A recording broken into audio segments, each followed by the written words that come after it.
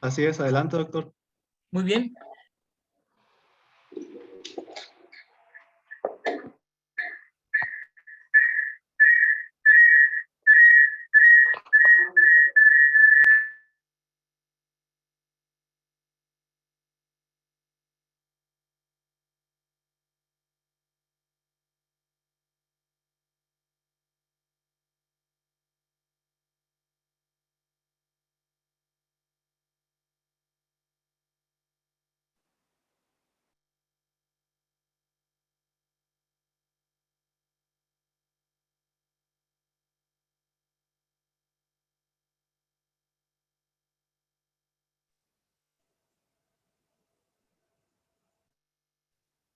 Adelante, doctor Sergio. Adelante, Adrián. Ya se dejó de compartir la pantalla.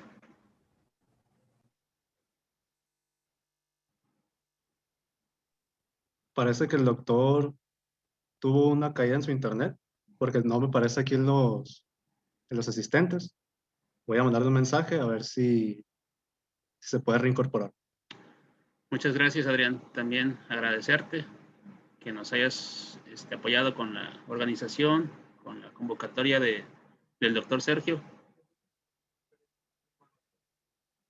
Me avisan de aquí, por favor, que también está disponible una preevaluación, que también es importante que la llenemos, por favor. Está también dentro del chat. Si son tan amables de revisarla en lo que se conecta el doctor Sergio, aprovechamos este tiempo. Aquí le acaban de poner la dirección para el registro y para la evaluación.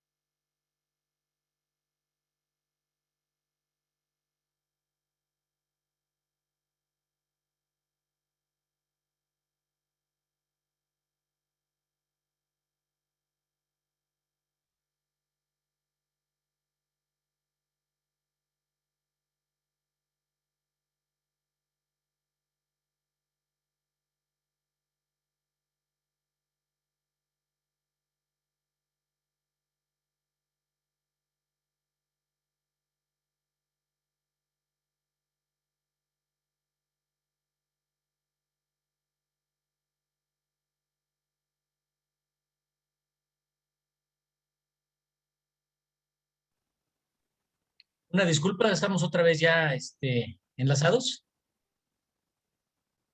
Ya lo escuchamos muy bien, doctor. Adelante. Así es, Ok, doctor. voy a compartir mi pantalla.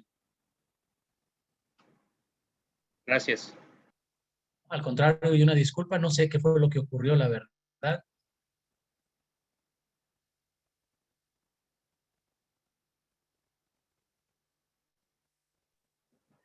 Bien, pues entonces les comentaba que el día de hoy vamos a revisar un tema apasionante, que es el de alacranismo, y en este caso, en esta sesión particular, vamos a revisar algunas cuestiones relacionadas con el manejo de pacientes intoxicados. Esta es la diapositiva que no tiene diálogo para ustedes, solamente es para lectura de todos y cada uno de los asistentes. Quiero agradecer a la Secretaría de Salud, al Gobierno del Estado de Sonora, a Laboratorios Silanes, a Red Tox, y a los organizadores de este evento, que son el biólogo Luis Ignacio Machado, doctor Sergio Sánchez Ordóñez, doctor Gerardo Álvarez Hernández, QC Eduardo Smith Pérez Juárez, y desde luego a mi compañero Oscar Adrián Villegas Córdoba, de Fuerza Especial Silanes, y claro que en forma muy especial a todos ustedes asistentes a esta reunión por ese espíritu de su operación. El día de hoy vamos a revisar cómo está conformado el veneno. Vamos a revisar cómo le hace el veneno para llevar a cabo ese daño en diversos órganos, aparatos y sistemas. Vamos a revisar la clínica del paciente intoxicado y vamos a ver cuál es la razón por la que se presentan todas las anormalidades y eventualidades que se pueden complicar en algunos pacientes. Luego vamos a entrar al área de tratamiento y casi para cerrar vamos a hablar acerca de las consejas populares que son muy interesantes y finalmente las medidas de prevención para evitar el organismo. Hablar de alacranes o de escorpiones es hablar del mismo animal. El alacranismo es el resultado de la inoculación de una cantidad suficiente de veneno, el cual se deposita en el espacio subcutáneo. A partir de este lugar, el veneno se disemina principalmente por la vía linfática, también lo puede hacer más tarde por la vía hemática, para afectar a múltiples órganos, aparatos y sistemas. El resultado de la intoxicación puede poner en riesgo la vida de un individuo. Cuando el veneno tiene la característica que estoy señalando con el cursor arriba a la izquierda, de ser transparente como si fuera agua, probablemente la mezcla de todos los elementos que lo componen no tenga la suficiente combinación para poder intoxicar. Pero si el veneno tiene la característica que estoy señalando abajo a la derecha, de opalescente, el veneno se encuentra en la mezcla perfecta para poder intoxicar.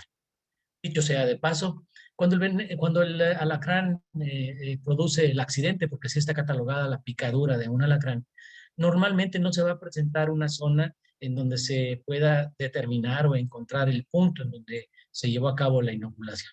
Como ustedes se darán cuenta, en este caso el paciente tuvo un accidente, una picadura, precisamente aquí en donde estoy señalando, en el segundo dedo, en la punta del segundo dedo, y no se ve la clásica zona de edema, eritema, induración, probablemente solamente presente dolor. Así que regularmente no esperen encontrar el sitio de la picadura. La cantidad de veneno que tiene un alacrán pequeño es de 100 microgramos. La cantidad que tiene un alacrán grande es de 600 microgramos. Así que entonces la cantidad de veneno que se requiere para intoxicar a un individuo se encuentra entre o fluctúa entre estas dos cifras. El veneno de los alacranes es un verdadero cóctel. En realidad, se trata de una mezcla rica de toxinas y de enzimas, como por ejemplo la hialuronidasa, como por ejemplo la histamina, la hemolicina, que desdobla o rompe elementos formes de la sangre, la lipasa, que desdobla grasas, la fosfolipasa, que produce contracción de músculo, y por ello entonces entenderíamos la razón del por qué la embarazada puede poner en riesgo el producto del embarazo. También tiene una fosfolipasa, pero el veneno de los alacranes tiene per se una característica muy particular por afectar directamente al sistema nervioso. Es neurotóxico. También es cardiotóxico y también tiene la característica de ser nefrotóxico, de afectar al riñón. Entre los constituyentes que se encuentran en el veneno del alacrán también encontramos a la serotonina, también tenemos acetilcolinesterasas, péptidos de bajo peso molecular, aminoácidos libres y algunas otras sustancias. Pero de todas estas que hemos mencionado, vamos a poner especial atención en tres grupos de péptidos que son los péptidos de cadena corta, que tienen entre 31 y 39 aminoácidos y que afectan directamente a los canales de potasio. Los péptidos de cadena mediana, que tienen entre 61 a 70 aminoácidos y que son los más abundantes de los tres péptidos que vamos a mencionar y se encuentran presentes en la mayor parte del veneno de los alacranes tóxicos. En tercer lugar, tenemos los péptidos de cadena larga, que tienen más de 130 aminoácidos. Entonces, los péptidos de cadena corta afectan los canales de potasio, como lo comentaba, los de cadena mediana los canales de sodio y los de cadena larga a los canales de calcio. Tres canales que desempeñan una función determinante en la excitación de membranas excitables. Más tarde vamos a comentar un poco acerca de esto. Los péptidos de cadena corta reconocen al canal de potasio y como lo indican estas flechitas, la estructura tridimensional de los péptidos que estoy señalando en este momento aquí abajo puede configurarse hasta 246 veces con la finalidad, como si fuera el ejemplo de la llave y la cerradura, de anclarse perfectamente en los receptores que tienen los canales de potasio. Una vez que lo hace, como se ve en la parte derecha, cierra el canal y eso trae como consecuencia un verdadero desorden. Los péptidos de cadena mediana tienen efecto sobre los canales de sodio y como lo indica la flecha roja que están viendo ahí, se sitúa en la región número 3 del canal, provocando que el potencial de acción se prolongue, afectando la respuesta de músculos y de nervios.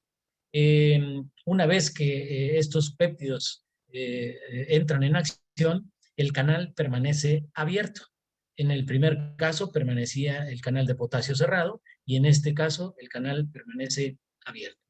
Me permito comentarles de que los canales de sodio y de potasio deberían abrirse y cerrarse en forma rítmica con la finalidad de llevar a cabo un buen estímulo para que se lleve a cabo la movilidad o la respuesta normal. Y aquí tenemos entonces ya una de las razones por las cuales encontramos la anormalidad. Cuando el sistema nervioso se ve afectado por diversas sustancias, llámese bacterias, parásitos, hongos, virus, toxinas, medicamentos, contaminantes, etcétera, regularmente la barrera hematoencefálica es, ¿qué les diré? Muy capaz para evitar que estas sustancias lleguen a la parte medular del sistema nervioso central. Pero cuando cuando el veneno de los alacranes actúa, todos esos mecanismos quedan invalidados. Normalmente le damos al sistema nervioso y a su sistema, a la barrera hematoencefálica, la medalla de oro por su participación en la resolución de problemas que podrían afectar a nivel central, valiéndose de una serie de artificios y sale airoso. Pero cuando el veneno de los alacranes participa, todos esos mecanismos de control que regularmente son efectivos se ven totalmente invalidados. Vamos a revisar en esta diapositiva cómo se lleva a cabo el estímulo normal con la finalidad de comprender por qué al romper con la normalidad se presenta el problema. Estoy señalando con el cursor en la parte de color anaranjado o de color mostaza, una fibra nerviosa, un axón o cilindro eje. El estímulo viaja por el cilindro eje en forma ortodrómica y antidrómica, es decir, siguiendo la misma dirección. Y el estímulo al que nos referimos puede ser un estímulo luminoso, puede ser un estímulo sonoro, puede ser un estímulo traumático, como en este caso la picadura de un alacrán. Eso trae como consecuencia entonces que el estímulo viaje y que se acelere gracias a estas dilataciones en forma de salchicha que estoy señalando ahorita. Así que entonces el estímulo llega hasta esta parte que se llama pie neuronal o placa neuromuscular. Esta dilatación pues ejemplifica realmente lo que en realidad está sucediendo. Lo que está sucediendo aquí es de que llegamos al espacio presináptico. En este momento entra el calcio. En el interior de esta vesícula se activa por un lado el acetato y por otro lado la colina. Luego se van a complejar y van a formar acetilcolina. La acetilcolina ya preformada va a ser incluida en esos pequeños saquitos, los cuales la transportan a la parte de la frontera de la pie neuronal o de la presinapsis. Una vez que lo hacen, la acetilcolina va a llegar al espacio intersináptico, como se ve aquí en estas figuritas blancas, y después va a ser recibida precisamente en el espacio postsináptico por los canales de potasio y de sodio. Una vez que estos canales abren y cierran rítmicamente, el estímulo provocado por la acetilcolina, que en este caso es un neurotransmisor, va a hacer que las fibras, por un lado, de actina y por otro, de colina, que pertenecen al músculo, vayan a intercalarse. Y eso trae como consecuencia la movilidad de un diafragma, la movilidad de un intestino, la movilidad de los músculos de los ojos, de la lengua, de la garganta, etc. Esto funciona gracias a que las mitocondrias que estoy señalando abajo a la derecha van a llevar a cabo la fosforilación oxidativa, es decir, la conversión del adenosín trifosfato en adenosín difosfato para obtener energía. En otras palabras, para llevar a cabo la movilidad, la contracción muscular, se requiere del gasto de energía, en otras palabras, de gasolina, y esa energía se la proporcionan precisamente las mitocondrias. En la parte superior aquí vemos un músculo que se está contrayendo al momento en que se lleva a cabo el fenómeno que estábamos revisando en este momento. Y en estas condiciones, entonces, el individuo tiene una movilidad normal. Pues es precisamente aquí en donde se encuentra el problema cuando el paciente está intoxicado con veneno de alacrán. Se bloquean los canales de potasio, de sodio y de calcio, como ya lo comentamos. Más adelante vamos a insistir en esto. Cuando el veneno de los alacranes actúa, se va a producir una perturbación severa a nivel de la excitación y de la conducción de los músculos y de los nervios, precisamente porque el veneno interactúa a nivel de los centros neuroquímicos de formación de neurotransmisores, también llamadas catecolaminas, como ustedes le quieran llamar. Estos neurotransmisores son la acetilcolina, la adrenalina, la noradrenalina, el ácido gamma-aminobutírico, la angiotensina 2, entre otros. Y como se ve en esta diapositiva, los neurotransmisores salen a la circulación en forma desordenada y también lo hacen a destiempo, como si una sinfónica tratara de interpretar sin director y sin partitura. La música estaría totalmente distorsionada. En esas condiciones, pues se produce el daño. En esta diapositiva vemos nosotros una serie de neurotransmisores. Ven ustedes acá la glicina, la dopamina, la serotonina, norepinefrina, en fin, porque pues existen un buen listado de neurotransmisores. No todos actúan junto al momento de que ocurre la intoxicación por veneno de alacrán, pero sí muchos participan en la génesis del cuadro clínico del escorpionismo.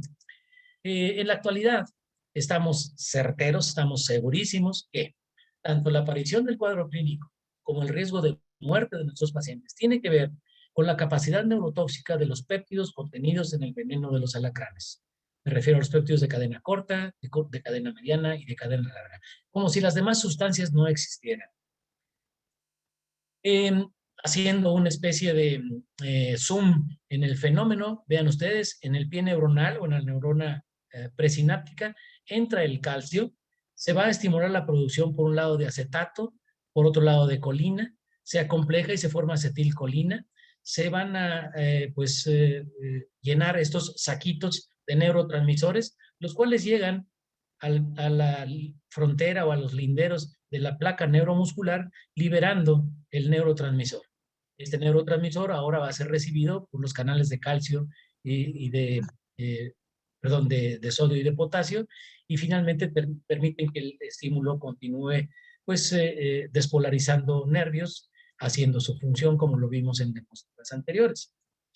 Entonces, recuérdenlo, normalmente los canales de sodio y de potasio, al igual que los de calcio, deben de abrirse, como se ve en esta diapositiva, que está en la membrana de una neurona excitable o de un órgano X, y el tiempo que tarda en abrirse el canal de sodio y de cerrarse para darle su lugar al canal de potasio son 15 milisegundos. Mientras esto funcione, como lo estamos viendo en la diapositiva, todo resultaría en armonía. Pero si esto está bloqueado, entonces entra un órgano, aparato o sistema en disfunción. Vamos a ver esta diapositiva que es muy interesante. Las tres diapositivas que siguen son la interpretación de una diapositiva que me regaló mi buen amigo, el doctor Alfredo Chávez Haro.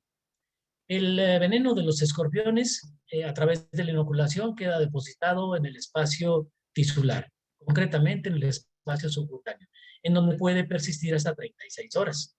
A partir de aquí va a pasar al sistema, vamos a poner la circulación general. En realidad primero pasa al sistema linfático, más tarde a la circulación sanguínea. Si nosotros nos imaginamos que el veneno está representado por estas esferitas de color blanco, pues nosotros encontraríamos que el paciente ahora tiene manifestaciones clínicas, como lo veremos un poco más adelante. Administramos el fagoterápico y, como si fuera el monito del Pac-Man, el fagoterápico, el antídoto, va a neutralizar al veneno. En estas condiciones, entonces, nosotros podríamos decir que después de N número de tiempo, el veneno ha desaparecido de la circulación. Como se ve aquí, ahora quedan muy pocas moléculas de veneno.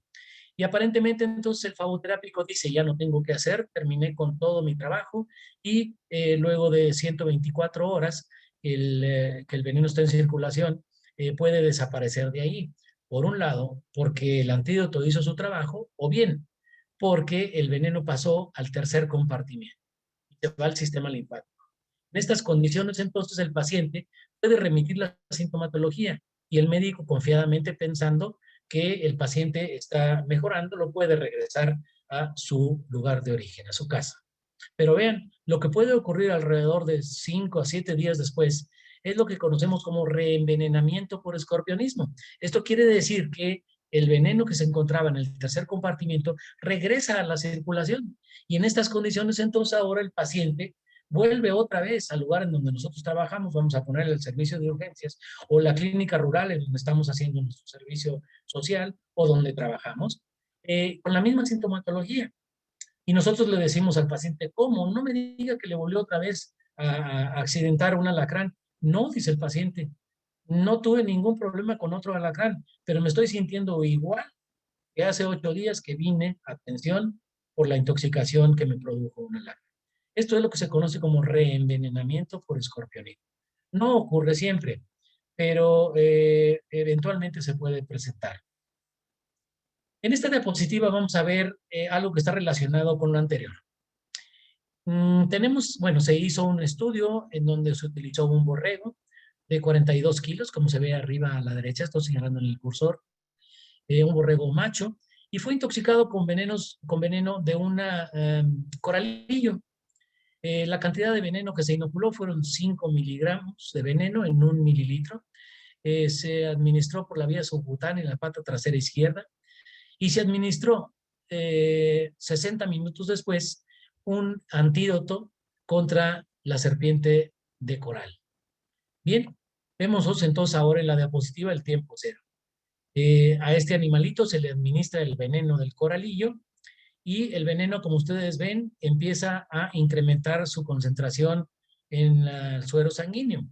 Alrededor de los 60 minutos, como ustedes ven ahí, se administra el antiveneno, el antídoto, y entonces vemos cómo el veneno decrece su concentración en el suero.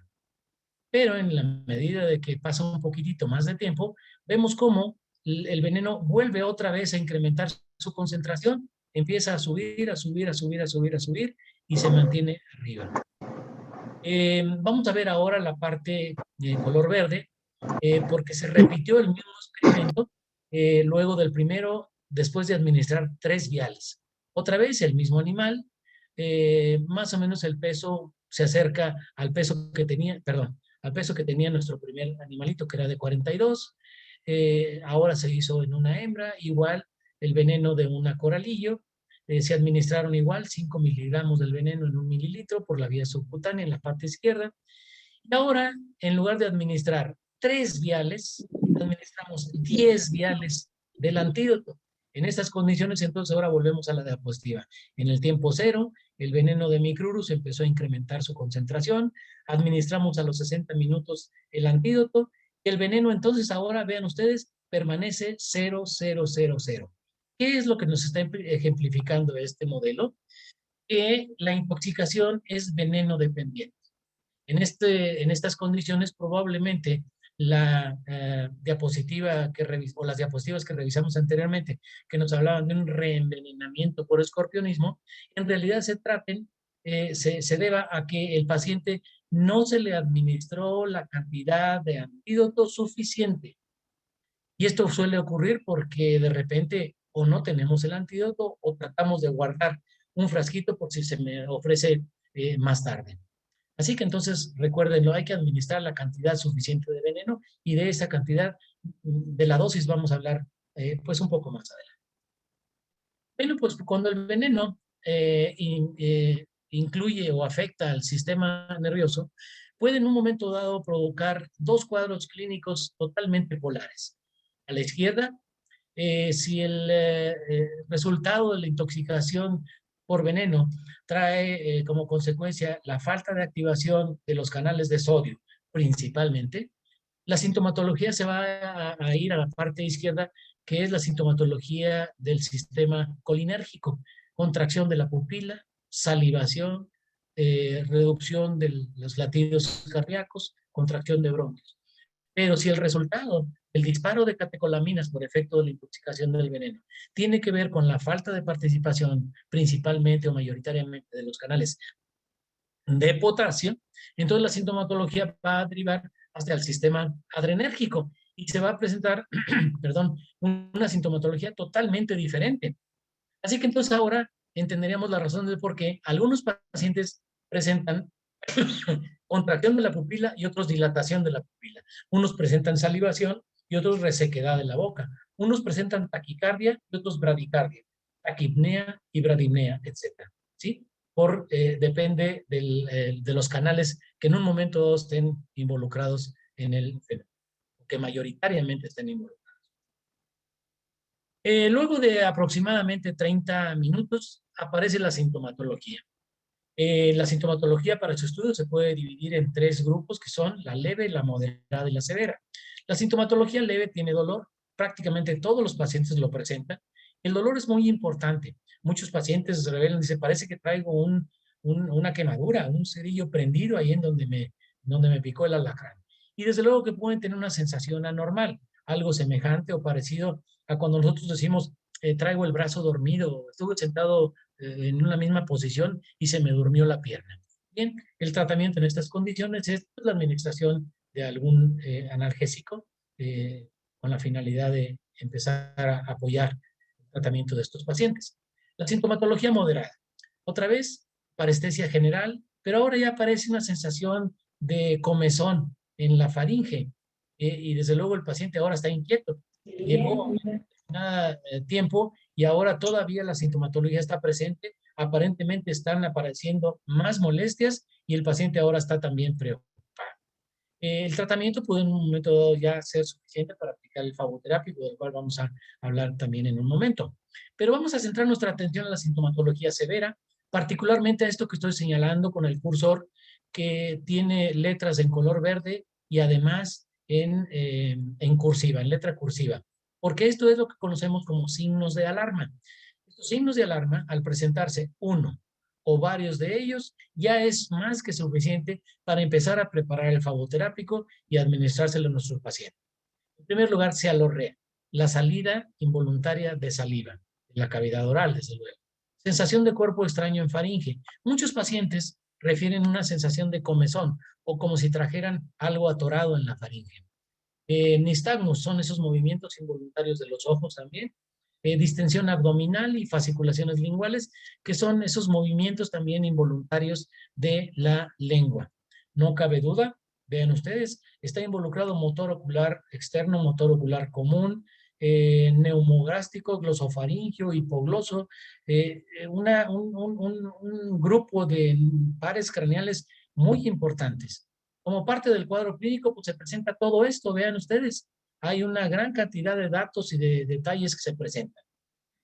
Hay un dato que nos ha llamado la atención y que últimamente hemos incluso considerado en la posibilidad de incluirlo en la revisión y actualización de la guía de práctica, porque es la hipotermia local.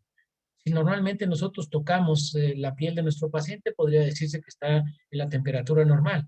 Pero si le tocamos en el punto en donde él refiere que tiene el dolor y donde aparentemente fue picado por un alacrán, en ese lugar el paciente va a tener una disminución de la temperatura local. Bien, entonces como les comentaba, ante la aparición de uno o varios datos de signos de alarma, hay que administrar el tratamiento. Se administra por la vía endovenosa, hay que administrar el fagoterápico y sí, vamos a revisar esto también un poco más adelante. Si se tratara de una embarazada, de un paciente cardiópata, de un paciente diabético, asmático, nefrópata, se maneja exactamente igual. Si en un momento dado ocurriera alguna complicación, pues de luego debe de ser tratado por un grupo interdisciplinario o multidisciplinario en una unidad de cuidados intensivos. En estas fotografías vemos nosotros un pacientito con cialorrea, vean la salida de saliva. Acá la fase de preocupación de la mamá que lleva al niño que está intoxicado. Acá vemos ese sudor de este pacientito que fue accidentado por veneno de alacrán. Y por cierto, ese sudor tiene una característica de ser medio pegajoso. Pues. Vamos a ver ahora el video de un pacientito que fue envenenado por alacrán. Y vean ustedes cómo tiene movimientos involuntarios de la lengua. Y vean ustedes ahora también los movimientos involuntarios de los globos oculares. No todos los pacientes presentan todos los signos de alarma, ni deben de presentar alguno en particular. Algunos presentan uno, otros presentan otros. Como se darán cuenta, entonces, esos movimientos pueden ser fácilmente reconocibles, son clásicos, característicos, y bueno, lo volvemos a pasar con la finalidad de que quede patente cómo se observaría la intoxicación de un pacientito bajo estas condiciones. Vamos a revisar ahora algunas de las complicaciones o quizá las complicaciones más importantes que pueden presentar, desafortunadamente no en todos los pacientes, como parte del cuadro clínico de la intoxicación por veneno de alambre. Una de las vísceras que con frecuencia ve afectado su funcionamiento, estoy hablando de complicaciones, es el corazón. En realidad, lo que está afectado es el sistema de conducción cardíaco. El sistema de conducción cardíaco puede mostrar trazos electrocardiográficos anormales, un incremento del segmento QS, un incremento una disminución o aplanamiento de la onda T, otro de ST también, y pueden presentar trazos de todos tipos. Puede poner en un momento dado en riesgo la movilidad del músculo cardíaco. Incluso se puede presentar o evidenciar mediante otro tipo de estudios la aparición de enzimas de necrosis miocárdica como la troponina y más tarde la norepinefrina. En estas condiciones, en un corazón que está debilitado, ya no puede seguir sosteniendo la función normal. Y la sangre que normalmente debería demandar el corazón al parénquima pulmonar, que el pulmón manda al corazón, se regresa al parénquima pulmonar. En estas condiciones, la presión sobrepasa a la presión oncótica, la presión hidrostática sobrepasa la presión oncótica y puede haber extravasación de líquidos a nivel del parénquima pulmonar. Estos líquidos, desde luego, van a inundar las unidades funcionales, que en este caso son los alveolos. En los alveolos, ustedes recordarán que es en donde se lleva a cabo el intercambio gaseoso. A través de la inspiración, nosotros obtenemos oxígeno que se reparte a través de la circulación por todos los sistemas.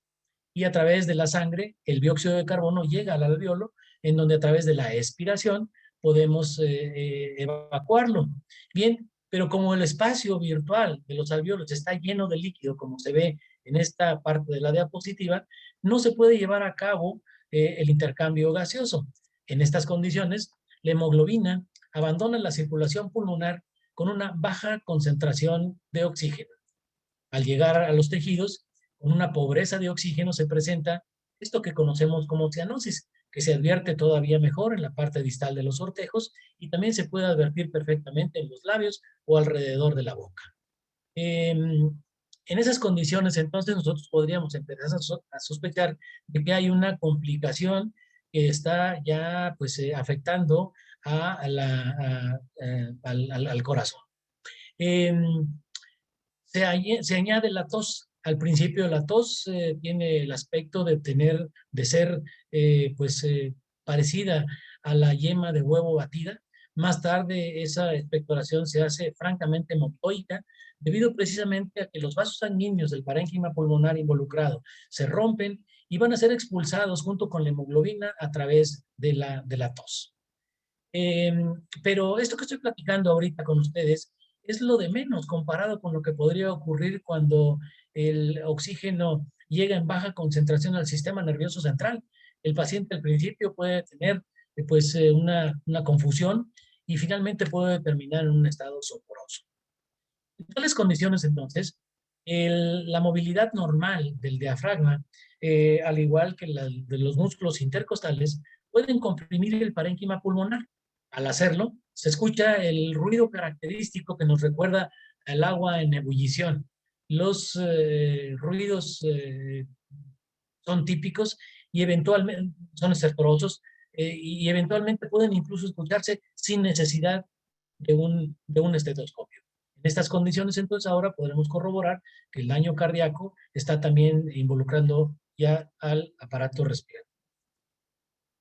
Es muy importante que el médico en estas condiciones se dé cuenta de lo que está ocurriendo para actuar en consecuencia con la finalidad de sacar al paciente de su condición. Se trata, pues básicamente, muchos de ustedes ya lo saben y lo han practicado en su lugar de trabajo, de sacar líquidos. Y existe un ABC. Número 1, lo que tenemos que hacer es disminuir la presión venocapilar. Número 2, mejorar la ventilación. Y número 3, desde luego, administrar el flavoterápico, el antídoto. Si lo que está provocando o despertando, si el gatillo disparador del cuadro clínico del paciente hasta ahorita con esta complicación es el veneno de los alacranes, pues entonces vamos a neutralizar el veneno. Entre tanto, atendemos otras condiciones con la finalidad de sacar a nuestro paciente con frontitis. Lo primero que podríamos en un momento dado hacer es colocar al paciente en esta posición. Regularmente llevamos al paciente a nuestra clínica, a nuestro hospital, y lo depositamos en posición de decúbito dorsal. No, en lugar de ponerlo acostado, mejor que esté sentado. Esto hace que disminuya el retorno venoso y desde luego mejora un poco el problema de la congestión pulmonar. Pero bueno, si el corazón es el que está provocando los problemas principales, lo que tenemos que hacer es aliviar el problema, mejorando el rendimiento de la víscera cardíaca y desde luego particularmente los ventrículos.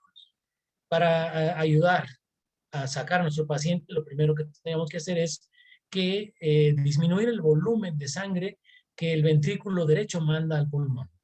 Y luego tenemos que aumentar la eficiencia del ventrículo izquierdo. Para ello podríamos actuar en la precarga y en la poscarga. Actuar en la precarga significa disminuir la presión de llenado del ventrículo izquierdo. Y actuar en la poscarga significa disminuir la presión contra la que el ventrículo tiene que bombear. En estas condiciones, entonces, ya se lo saben ustedes, podríamos administrar un esquema como el que estamos viendo en la parte superior derecha, perdón, en la parte superior derecha, podemos administrar antiinflamatorios potentes, administramos también vasodilatadores, administramos medicamentos que estimulen la contracción cardíaca y desde luego el flavoterápico. Ya comentamos que el flavoterápico no puede faltar.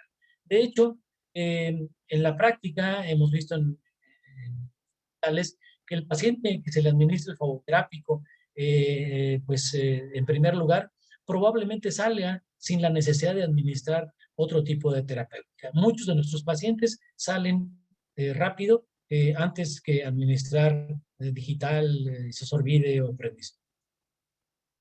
El oxígeno suplementario es muy importante.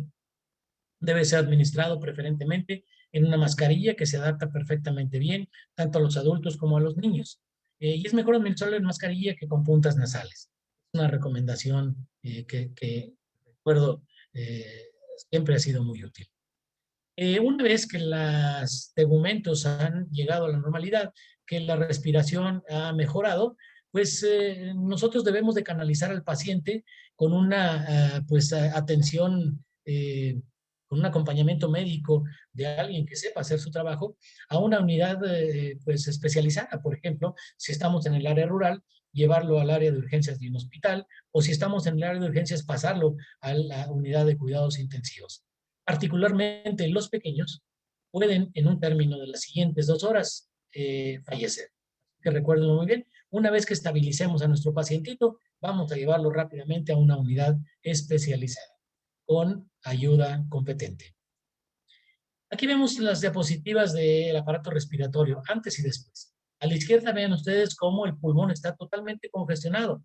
Los cilios y desde luego la parte izquierda o la parte central del pulmón izquierdo y la base están total o casi borradas. Después del tratamiento vean ustedes cómo la situación ha mejorado notablemente. Esto es a lo que nosotros conocemos como insuficiencia respiratoria por escorpionismo. Quizá nos recuerde la clásica insuficiencia cardíaca congestiva. No es precisamente lo mismo, porque en este caso la situación no es cardiogénica, sino que es ocasionada por el veneno del alacrán. Otra complicación que se puede presentar en los pacientes intoxicados por veneno de alacrán es lo que conocemos como síndrome nefrótico. Una entidad nosológica que se caracteriza por la falta selectiva de filtración o por una dificultad selectiva de filtración. En la diapositiva vemos que las neurotransmisores que salieron en forma desordenada y en cantidades totalmente disparatadas, así como el veneno de los alacranes, anda en la circulación, va a ser procesada por el riñón. Una vez que llega al riñón, van a estimular a un receptor beta adrenérgico que va a informar al sistema renina-angiotensina que se ajuste la presión arterial. Y regularmente nuestros pacientes se nos hipertensan. Yo creo que la situación entonces ahora se empieza a poner todavía más complicada. Tenemos un paciente ya con problemas cardíacos, con problemas respiratorios y ahora con problemas de tipo renal y ahora con problemas de presión. Comentamos desde un principio que el veneno de los alacranes per se, en forma natural, puede afectar al riñón y lo hace directamente en la nefrona. Se presenta entonces el síndrome nefrótico, como ya lo comentamos, que se caracteriza por una disminución de la albúmina en la circulación, por una secreción o por una liberación de proteínas en orina. Las proteínas se están tirando a través del drenaje urinario. Hay una cantidad de grasa que se encuentra en la circulación sanguínea y también se presenta edema. Esas son las características, pues, que les diré, básicas de gente con síndrome nefrótico.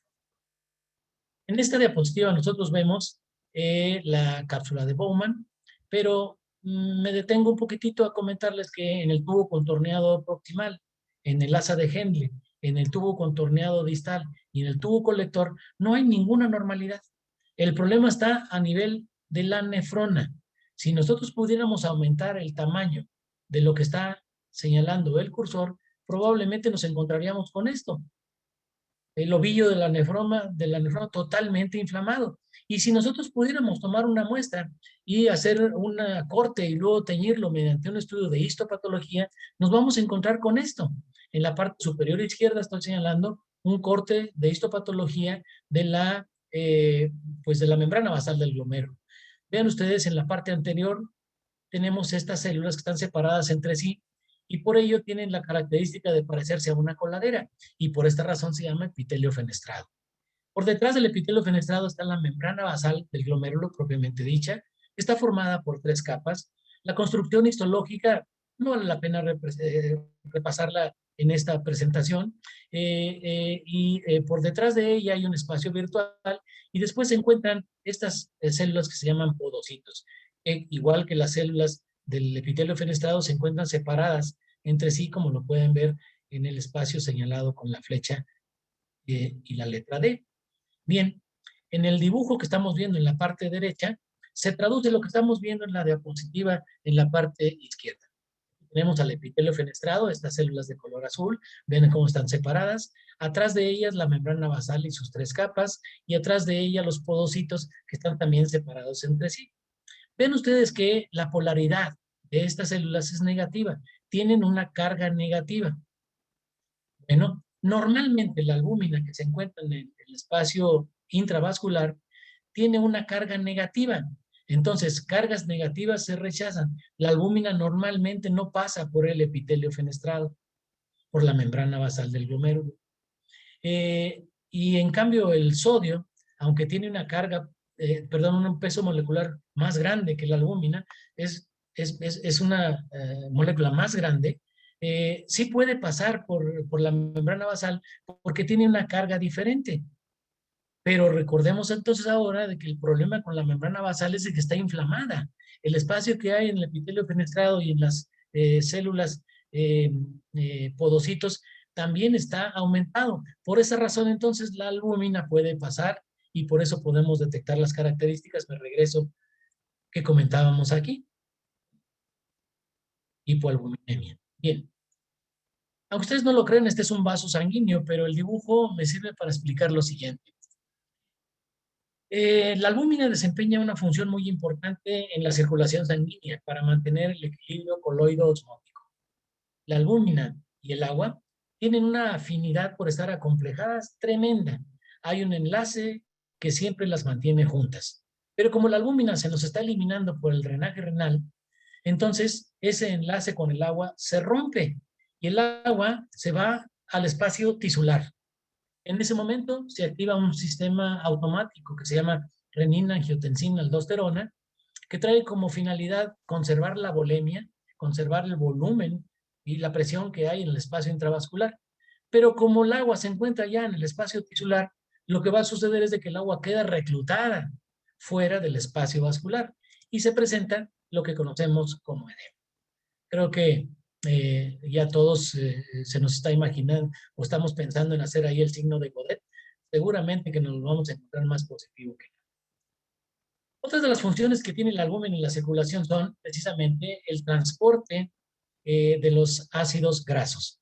En las figuras azules, en las esferas azules, estamos señalando a la albúmina y igual que tiene un enlace que afianza, que amarra a los ácidos grasos. Pero otra vez, como la albúmina se nos está escapando, entonces los ácidos grasos quedan libres. Me regreso. Vean ustedes, ácidos grasos y ahora ácidos grasos libres.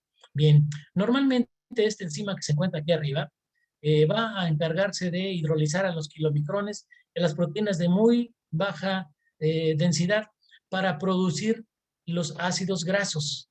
Pero como hay ácidos grasos en la circulación, puesto que nadie los ha llevado de aquí para allá o de allá para acá, entonces este sistema de producción de más albúmina se invalida. De tal suerte que entonces tenemos una gran cantidad de ácidos grasos libres en la circulación. Comentábamos entonces en un principio que el veneno de los alacranes tiene una enzima que se llama lipasa. Pero por si esto no fuera suficiente, el páncreas va a detectar una gran cantidad de ácidos grasos libres y va a encargarse de solucionar la situación. Y de tanto trabajo, probablemente el páncreas llegue a una inflamación que conocemos como pancreatitis. Entonces, una complicación agregada ya a un paciente con problemas cardíacos, un paciente con problemas respiratorios, con problemas de tipo renal, se nos aumentó la presión y ahora tenemos un catabolismo de ácidos grasos tremendo por efecto del páncreas y un páncreas cansado e inflamado por darle tanto trabajo. En estas condiciones, entonces ahora dice el hígado, ok, están degradándose los triglicéridos y las grasas, pues entonces no se preocupen, yo me encargo de producir más. En esas condiciones, entonces, produce una gran cantidad de grasas que las lleva a la circulación, complicando más la de por sí ya situación deplorable que tiene el corazón. Recuerden ustedes que el cortisol y que el glucagón produce un efecto hipoglucemiante. En tales condiciones, entonces ahora nada más esto nos faltaba, que el paciente se nos hiciera diabético cuando menos temporalmente. Así que entonces debemos de actuar en consecuencia con la finalidad de, por principio de cuentas, darle tratamiento sintomático al paciente. Si tiene dolor, los analgésicos. Si tiene fiebre, pues los medicamentos correspondientes. Pero también vamos a administrarle al paciente dieta hiposódica, dieta baja en grasa. Vamos ahora sí a llevarlo a la unidad hospitalaria con la finalidad de que esté perfectamente bien vigilado. Tenemos que cuantificar las pérdidas insensibles, cuántos líquidos perdió por la vía renal con la finalidad de reponerlos. Debemos de administrar también vitamina D, que por cierto tiene un efecto inotrópico, hace que la contracción cardíaca sea más fuerte. Y bueno, pues desde luego un esquema de tratamiento podría ser el que ustedes manejan cotidianamente en su trabajo, ya sea en esta combinación o quizá en algunas otras. Medicamentos para controlar la presión, antiinflamatorios potentes, diuréticos y desde luego vitaminas. Entonces, en estas condiciones tendría que estar ya atendido y desde luego en vías de mejorar.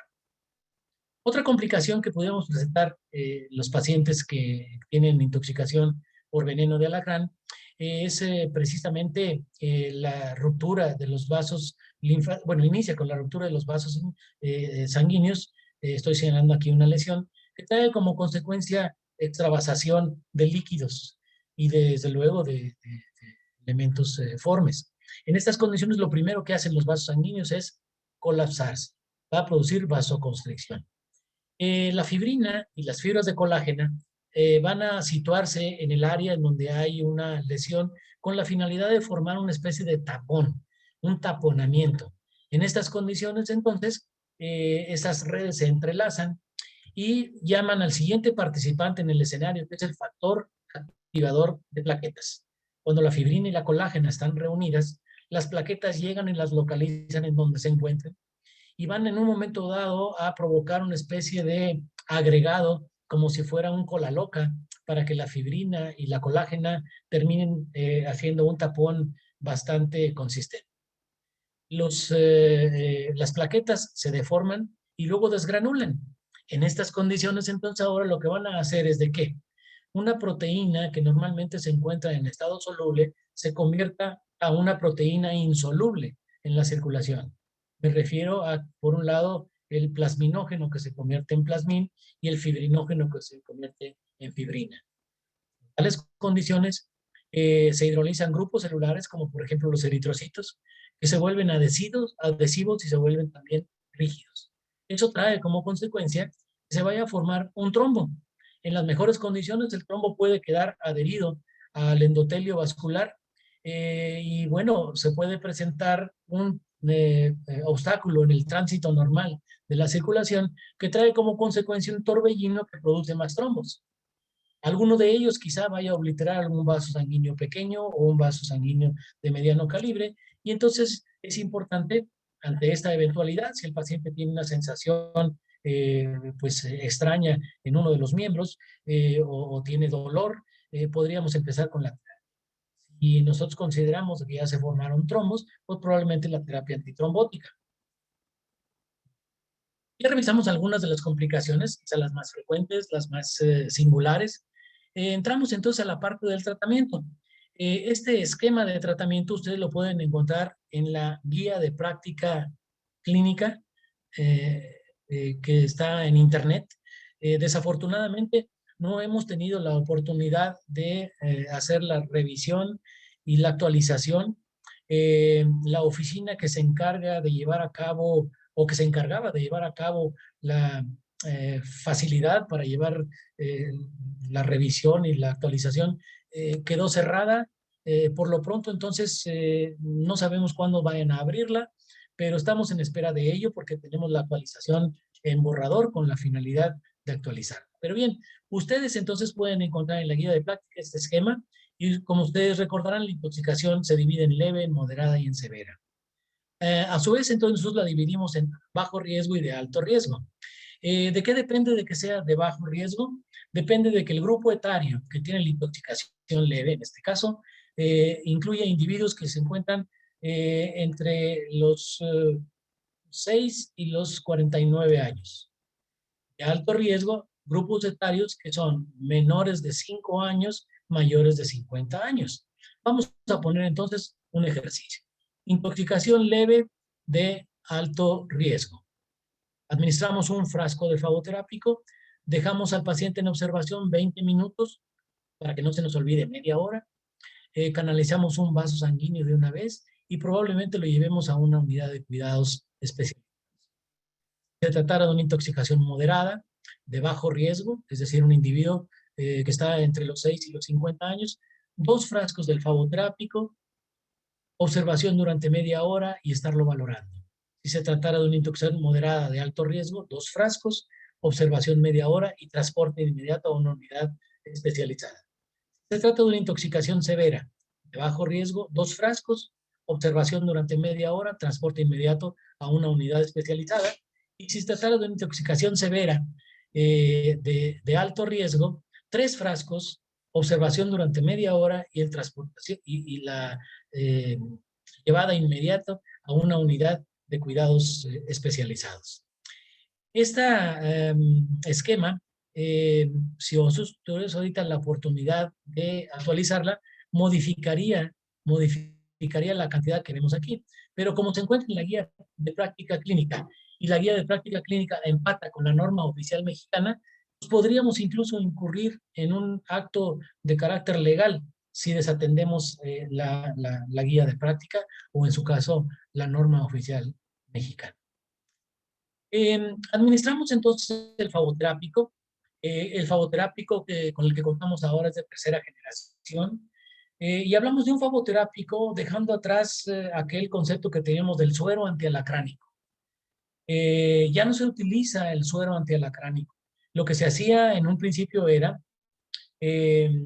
extraerle el veneno a una cantidad suficiente de alacranes, luego administrarlo a un caballo. El caballo es más resistente que nosotros y produce una respuesta inmune que concluye con la producción de anticuerpos. Después de un tiempo el caballo se sangra, se extraen alrededor de 7 litros, se deja retraer el coágulo y nosotros tomamos el sobrenadante, es decir, solamente el suero sanguíneo en donde están los anticuerpos. Esos anticuerpos o el suero sanguíneo en donde están los anticuerpos se administraba directamente a los pacientes. Evidentemente que los anticuerpos neutralizaban veneno, pero en la antigüedad a estos pacientes se les podía provocar un choque anafiláctico por el sistema inmunológico, reconocía lo propio del extraño y decía, este es suero de caballo, no es suero de un humano. Por esta razón, entonces, entramos a un suero de segunda generación en donde las inmunoglobulinas que producía el caballo se limpiaban de albúmina equina, de virus, de otros virus que afectaban también a los caballos y de otros elementos que en un momento dado podrían participar en las anafilaxis. Y también se presentaban algunos efectos. Así que todos entran los sueros, ahora el fagoterápico de tercera generación, en donde, como ustedes ven, la porción FC, que es la porción que estoy señalando aquí, es la porción carboxilo terminal de la inmunoglobulina IgG, se va a fragmentar con esta enzima que se llama pepsina. Al fragmentarla, le quitamos la porción FC y nos quedan solamente 2 porciones FAB. Por eso le denominamos FAB2, fagoterápico. Como no se encuentra ahora en esta inmunoglobulina la porción FC, que es la que atraviesa la placenta, que es la que se fija las células cebadas para producir inflamación, que es la que atraviesa muchos órganos, aparatos, sistemas para provocar una respuesta inmune que culmine con inflamación.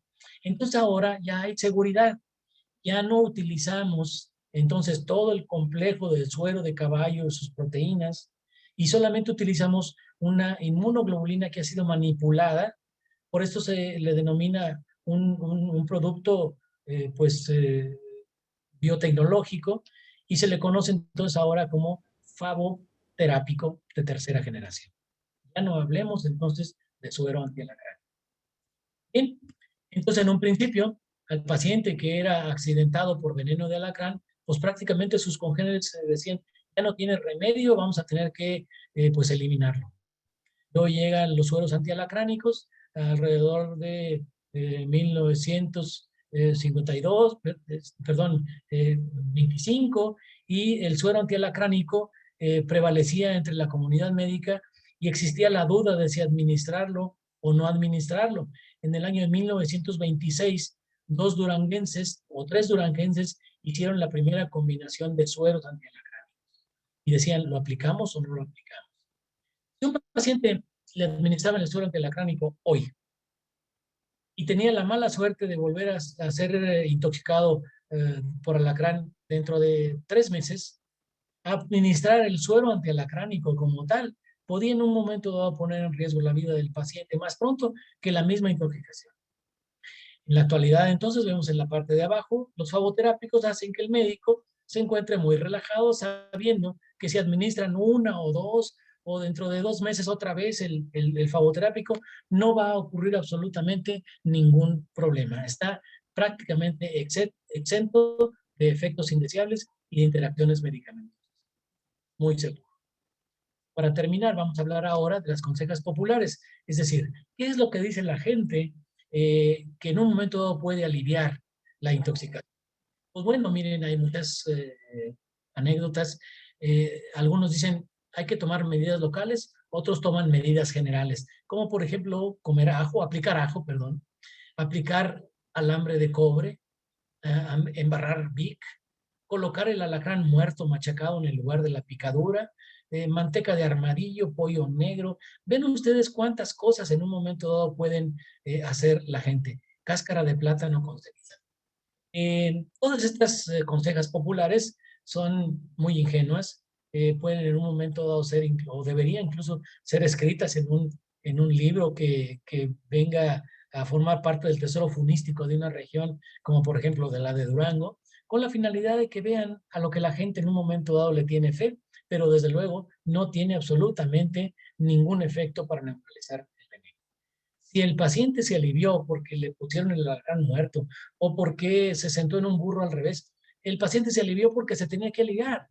Probablemente los alacranes de la región en donde vive no son tóxicos.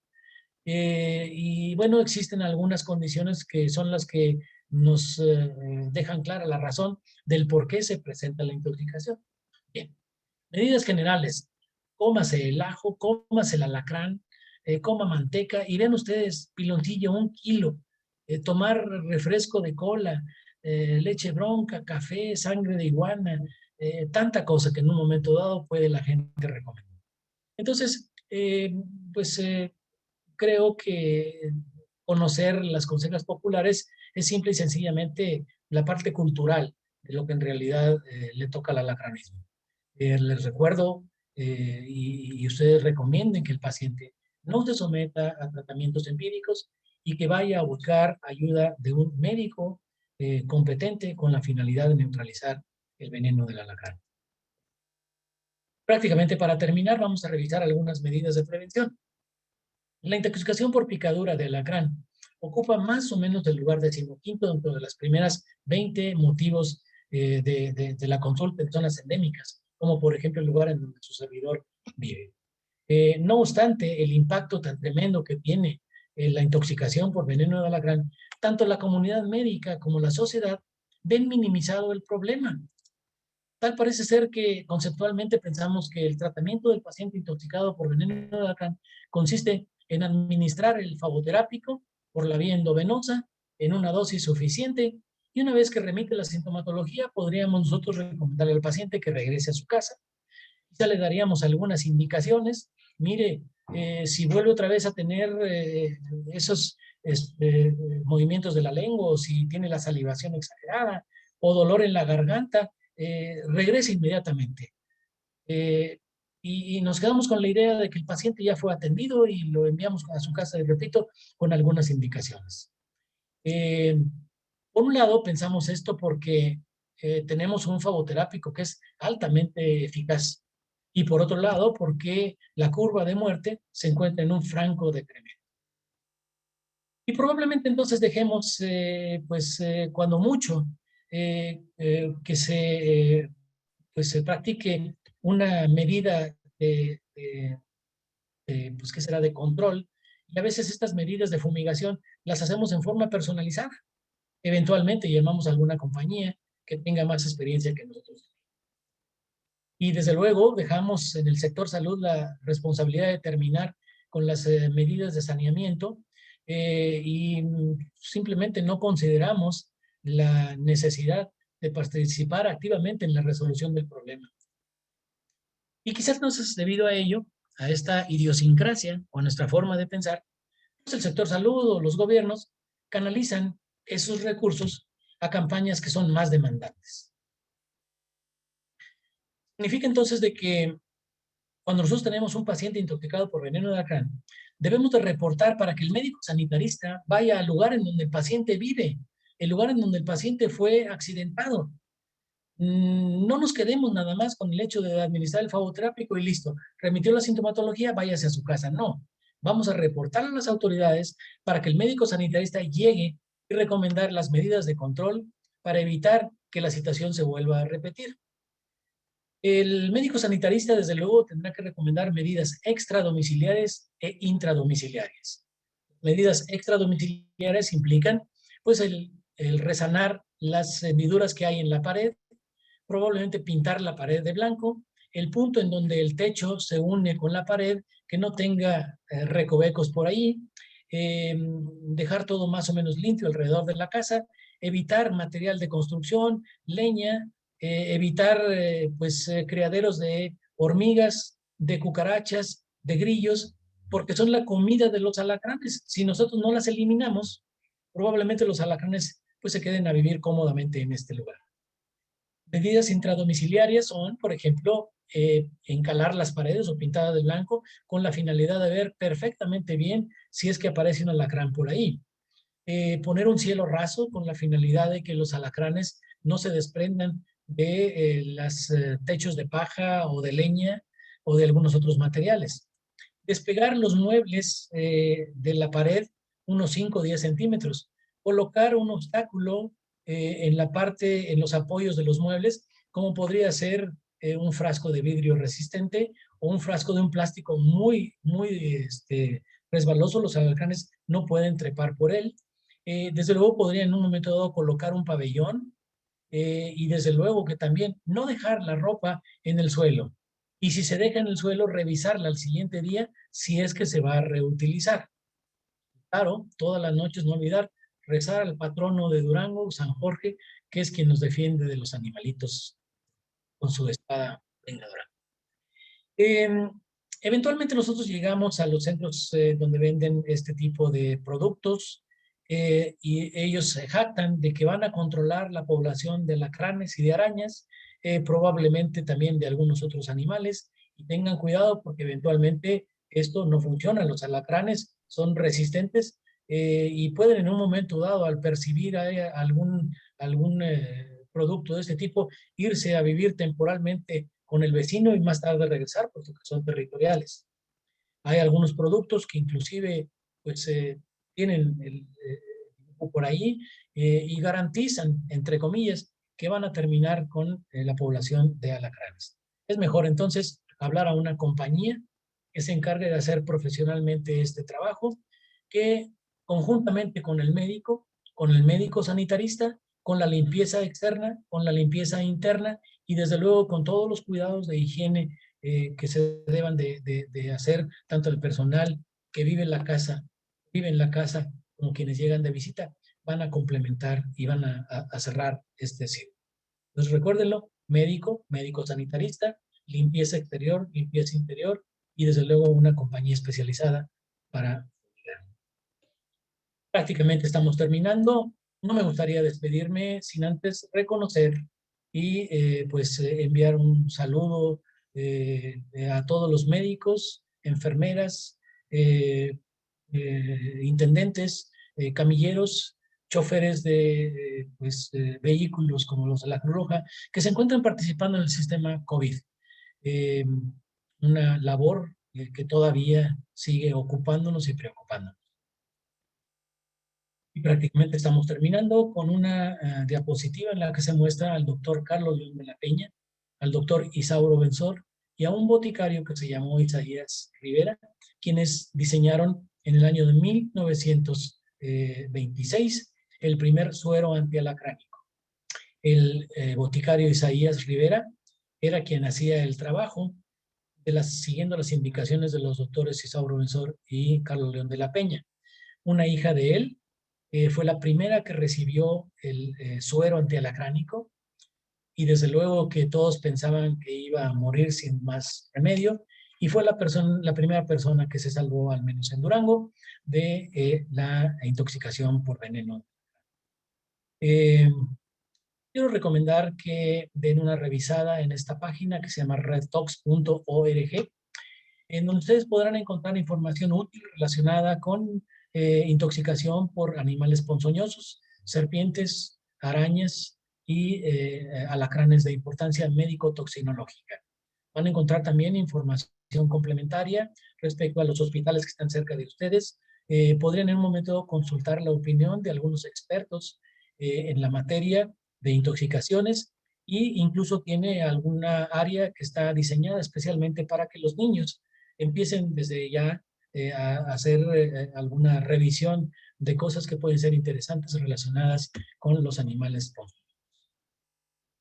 Desde la ciudad de Durango, tuve mucho gusto de saludarlos, de estar una vez más con ustedes. Esperemos que no sea la última vez, que me vuelvan a invitar, por favor, en otra ocasión.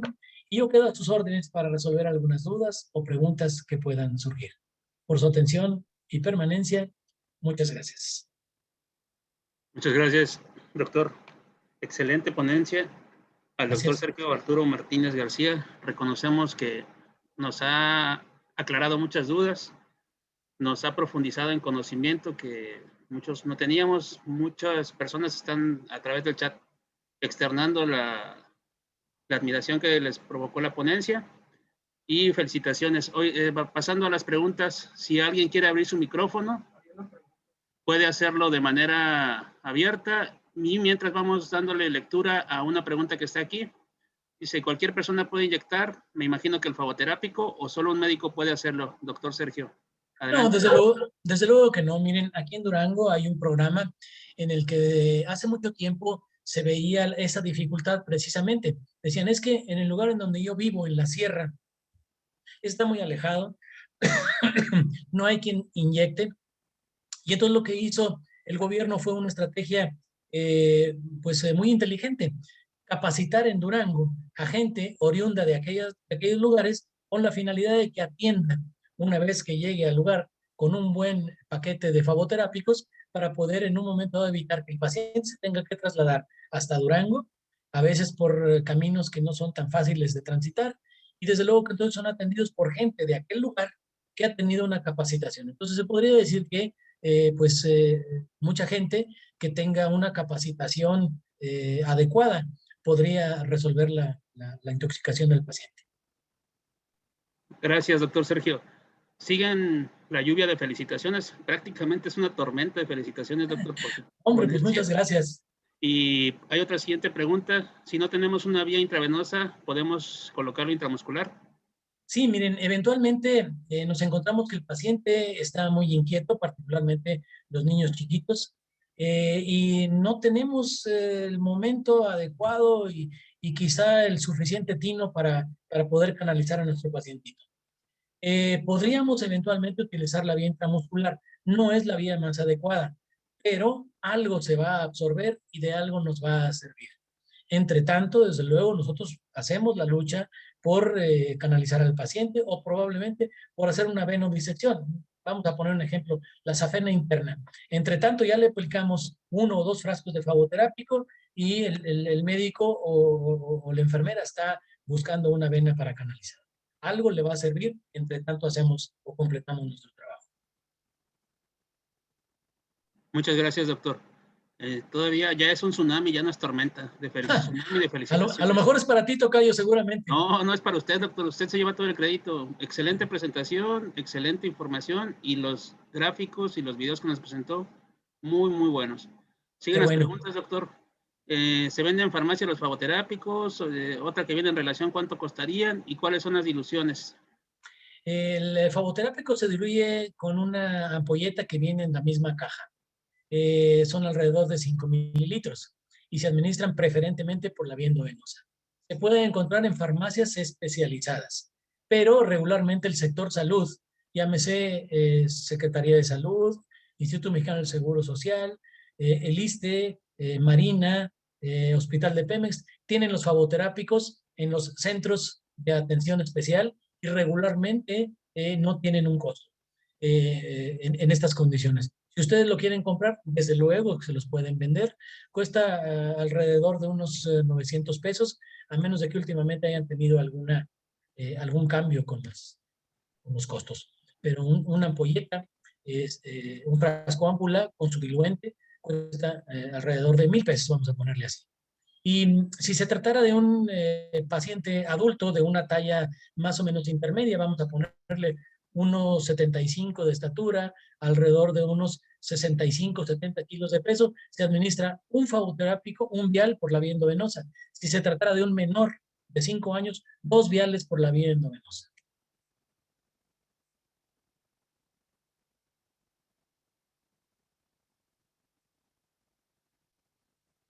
No estoy escuchando. No tengo audio. Ok. Sí, ya. Gracias, doctor. Viene otra pregunta. ¿Se podría administrar por vía intraósea en infantes? Regularmente, aunque la vía intraósea pues es permisible, no necesitamos tener que llegar hasta ello, pero si ocurriera la eventualidad, creo que se podría hacer.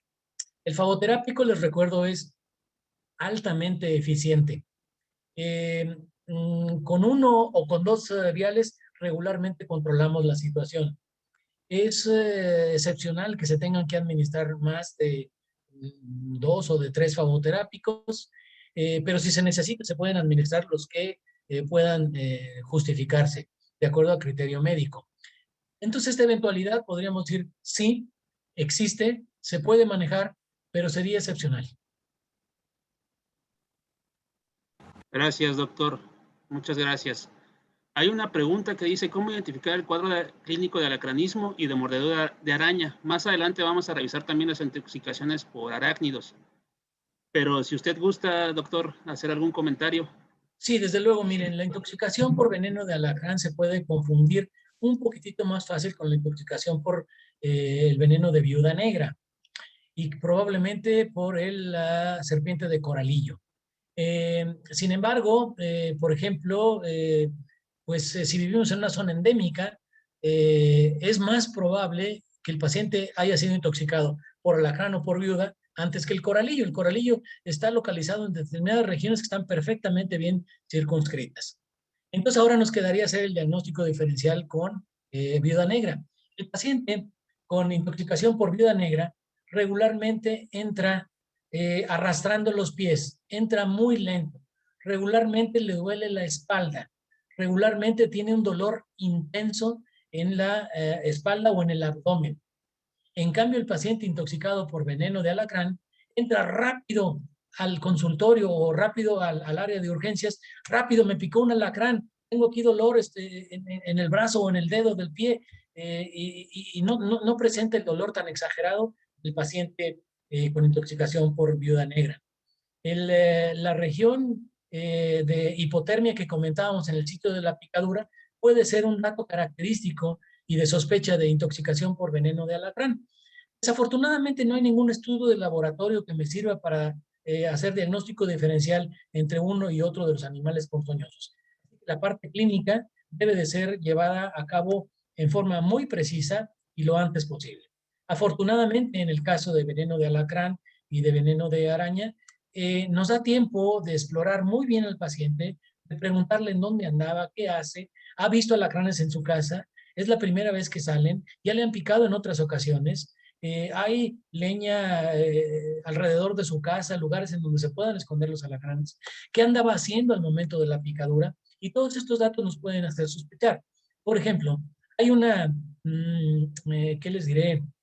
Máxima en Durango que dice, cuando de noche un niño pequeño llora sin ninguna razón, hay que pensar en alacrán, nada más por eso, porque vivimos en una zona endémica, nada más por ello. Muchas gracias, doctor. Viene la siguiente pregunta, doctor. En los casos de reenvenenamiento por escorpión, ¿el manejo sería de acuerdo al cuadro que se presentó? Sí, desde luego. Tendríamos que volver a repetir la administración del flavoterápico como si el paciente llegara por primera vez. Recuerden, el veneno no estaba neutralizado, estaba en el tercer compartimiento y ahora llega otra vez a la circulación general y puede afectar a órganos, aparatos y sistemas como si hubiera sido una intoxicación de nuevo. Muchas gracias, doctor. Viene la siguiente pregunta. ¿En el primer trimestre del embarazo se puede administrar el flavoterápico? Se puede administrar el flavoterápico con toda la confianza del mundo. Vamos a suponer que hubiera alguna complicación. Es importante recordar que también hay una norma oficial mexicana que dice, la madre tiene preferencia. Si en un momento dado se pusiera en riesgo el embarazo, un grupo multidisciplinario de, en este caso, obstetras, podrían en un momento dado participar. Pero sí, se puede administrar con toda confianza. Desde que tenemos el flavoterápico de tercera generación, todavía estamos más tranquilos de que no vamos a despertar ningún problema en el caso de la embarazada. Con toda la confianza. Muchas gracias, doctor. Le envía saludos, doctor Víctor Ángel Mendoza Ibarra, médico rescatista desde Cancún. Otra pregunta, si el paciente tiene padecimientos cardíacos, hepáticos o renales, ¿hay contraindicación? No, ninguna. Ya habíamos comentado, una vez más lo ratificamos, de que estos pacientes podrían ser atendidos en una unidad especializada por un grupo multidisciplinario. En este caso, el cardiólogo que intervenga o que intervenga el internista y todos los que en un momento dado las especialidades que fueran necesarias. Yo me encargo de la intoxicación y el cardiólogo se encarga de hacer el manejo de la complicación. Gracias, doctor. Otra pregunta, ¿las embarazadas entran como de alto riesgo o entrarían en el grupo de 6 a 49 años? Bueno, desde luego el embarazo es una situación especial. pero mientras el embarazo esté bien atendido, la paciente no tenga problemas y que se encuentre sobre todo en etapas tempranas, menos tendrá que ser calificada en un determinado grupo de riesgo o de no riesgo, ¿no? Es un paciente que tiene la misma posibilidad de salir que un individuo que no esté en embarazo. Bueno, la dilución de niños para la aplicación es la misma. Sí, es la misma. En los niños se administran 2 viales y en un adulto se administraría un vial. ¿Por qué la diferencia? Aquí tiene que ver esto con la capacidad del veneno de dispersarse en el territorio, que en este caso vamos a poner un niño o un adulto. Vamos a suponer que el veneno, el alacrán, yo lo tengo aquí en este vaso. Con este vaso yo podría llenar una maceta pequeña, que sería el veneno que está actuando en un niño que tiene un índice de masa muscular, corporal pequeña. Por esa razón, entonces, administramos 2 viales con la finalidad de que se neutralice lo antes posible el veneno. Pero, ¿qué le podría yo hacer con este vaso medio lleno de agua a una maceta muy grande? Que sería el caso de un paciente adulto que tiene un índice de masa corporal muy grande, mucho más grande que el del niño. Pues entonces el veneno se dispersaría muy poco, no alcanzaría a dispersarse o afectar tanto, y por ello, entonces un vial podría ser suficiente para neutralizarlo. Pero el éxito del tratamiento depende de la resolución del cuadro clínico que ustedes estén viendo de su paciente. Vamos a suponer, llegó con movimientos oculares involuntarios y con cialorrea. Si después de administrar un vial al niñito todavía le siguen viendo los movimientos oculares y la cialorrea es abundante o más abundante todavía, administren otros 2 y se administran en bolo. Puede administrar a un niño 2 viales en bolo y luego pasarlo a través de una canalización con la finalidad de estar pasando algo más, si fuera requerido. Si este paciente ahora ya no tiene movimientos involuntarios de los ojos, pero todavía persiste un poco de salivación, cialorrea, quiere decir que entonces estamos dominando el cuadro. En lugar de administrar un vial más, mejor dejémonos en observación media hora para ver cómo evoluciona. Gracias, doctor. Siguiendo la continuación del tema que acaba de dar, de la respuesta a la pregunta, ¿existen complicaciones con una sobredosificación del flavoterápico? No, creo que no. Está reportado que en algunos lugares alguien ha administrado 100 frascos de flavoterápico. Y dicen, bueno, 100 frascos, la verdad. Si estamos diciendo que con 2 es suficiente, bueno, póngale 4. Bueno, si usted quiere, pónganle 6 contra 100. Bien, pues hay reportes en donde se han administrado tal cantidad de flavoterápicos. Desde luego que el paciente sale de la intoxicación, pero desde luego no sufre ningún problema de daños colaterales por haber administrado una sobredosis. Muchas gracias, doctor. ¿Está indicado el uso de corticoides? Qué bueno que me hacen esta pregunta, porque definitivamente la única manera de sacar al paciente intoxicado actualmente es administrando el flavoterápico. No es necesario la administración de corticosteroides para resolver la intoxicación. Que si en un momento dado el paciente tiene inflamación de riñón o tiene inflamación del parénquima pulmonar, bueno, probablemente la administración de antiinflamatorios potentes esté indicada, pero no necesariamente por la intoxicación per se, sino por la complicación de la inflamación de las vísceras que se tiene que controlar. En otras palabras, la administración del flavoterápico es el único medicamento que controla la intoxicación. Muchas gracias, doctor. Aclaradoras todas la presentación, las preguntas también aclaran muchas cosas que tenía duda todavía. Le agradecemos nuevamente, doctor. Parece que ya no hay ninguna pregunta. Siguen las felicitaciones en el chat. Agradecemos la participación que tuvo con este tema. Lo vamos a seguir invitando para que nos siga capacitando, doctor. Muy buena ponencia, lo felicito de manera personal. Pues muchas gracias a ustedes. Una sesión muy agradable, muy relajada. Y una vez más, quedo a sus órdenes para cuando tengan ustedes otro espacio y me inviten de nueva cuenta. Gracias, doctor. Se les pide amablemente que al término nos apoyen realizando la encuesta de evaluación posterior y se compartirá en el chat la liga. Agradecemos nuevamente al doctor Sergio Arturo Martínez García su presentación y estaremos pendientes. Muchas gracias, doctor. Gracias una vez más a ustedes, muy amables, y hasta pronto. Adiós. Hasta luego. Adiós. Voy a cerrar mi presentación y me salgo, ¿eh? Gracias, hasta luego. Nos vemos Hasta el luego. próximo miércoles a todos. Gracias, 10 doctor. horas. Excelente ponencia. Gracias. Gracias, muy amables. Gracias, Adrián. Nos vemos el próximo miércoles a las 10 horas de Sonora, 12 horas del centro del país. Gracias.